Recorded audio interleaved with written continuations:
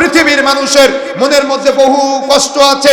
পৃথিবীতে এমন কোনো মানুষ নাই যার মনে কষ্ট নাই। আপনি আমি পৃথিবীর সকল মানুষের মনে কষ্ট আছে, কিন্তু ওই কষ্টটা যদি আপনি আপনার বন্ধুর সাথে শেয়ার করেন, আপনার বন্ধু সুযোগ নেবে। আপনি আপনার প্রতিবেশীকে শেয়ার করবেন, আপনার প্রতিবেশী সুযোগ নেবে। কিন্তু আপনি যদি রাতের শেষ তৃতীয়াংশে জাগ্রত হয়ে দুই হাত তুলে আল্লাহকে বলতে পারেন, আল্লাহ আপনার বিপদ থেকে উদ্ধার করবে। আপনি এটা জানেন না, আপনি এটা বুঝেন না।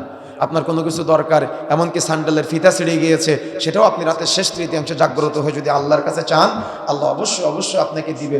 কিন্তু আপনি যে আল্লাহর কাছে চাইতে পারেন না, কিন্তু আপনি যে আল্লাহকে চিনেন না, কিন্তু আপনি যে আল্লাহর সাথে কথা বলতে পারেন না, ওই যে নামাজে আপনি সূরা ফাতিহা পাঠ করেন না, আপনি বলেন না আলহামদুলিল্লাহি রাব্বিল আলামিন, সমস্ত প্রশংসা দয়াময় আল্লাহ তোমার জন্য, তখন আল্লাহ আপনার কথার জবাব দেয়।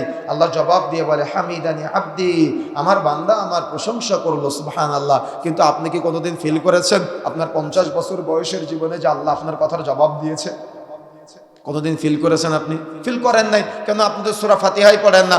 আমাদের সমাজের হুজুরেরা নামাজে সূরা ফাতিহাকে বন্ধ করে দিয়েছে, অথচ রাসূলুল্লাহ সাল্লাল্লাহু আলাইহি ওয়াসাল্লাম বলছেন, সহিহ বুখারী পর্ব 10 অধ্যায় 95 হাদিস নম্বর 756, লা সালাতা লিমান লাম ইকরা বিফাতিহাতিল কিতাব, যে ব্যক্তি সূরা ফাতিহা পড়বে না তার নামাজই হবে না, তার সালাতই হবে না। তার মানে ফরজ সালাত আদায় করছেন, সূরা ফাতিহা পাঠ করতে হবে। সুন্নাত সালাত আদায় করছেন, সূরা ফাতিহা পাঠ করতে হবে। বিতরের সালাত আদায় করছেন, সূরা ফাতিহা পাঠ করতে হবে। জানাজার সালাত আদায় করছেন, সূরা ফাতিহা পাঠ করতে হবে। ইস্তেসকা সালাত আদায় করছেন, সূরা ফাতিহা পাঠ করতে হবে। ইস্তেখারা সালাত আদায় করছেন, সূরা ফাতিহা পাঠ করতে হবে। একাকী সালাত আদায় করছেন, সূরা ফাতিহা পাঠ করতে হবে। জামাতে সালাত আদায় করছেন, ইমাম মুসাল্লি সবাইকেই সূরা ফাতিহা পাঠ করতে হবে। সূরা ফাতিহা ছাড়া নামাজ হবে না। কিন্তু আপনি তো সূরা ফাতিহাই পড়েন না, যার কারণে আপনি আল্লাহর সাথে কথা বলার মজাটা পান না। কত জায়গা আছে আল্লাহর সাথে কথা বলার, রাত্রের শেষ তৃতীয়াংশে জাগ্রত হয়ে একাকী নির্জনে নিভৃতে আল্লাহর সাথে কথা বলা যায়। সাজদায় গিয়ে একান্তে নির্জনে চোখে দুফোঁটা পানি ফেলে আপনি আল্লাহর কাছে চেয়ে দেখেন আল্লাহ আপনাকে দেয় কিনা।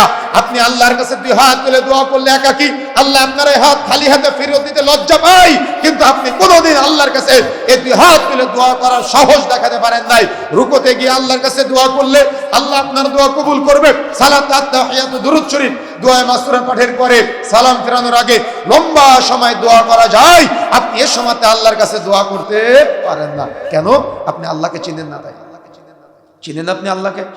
কতটুকু চেনেন আপনি আল্লাহকে?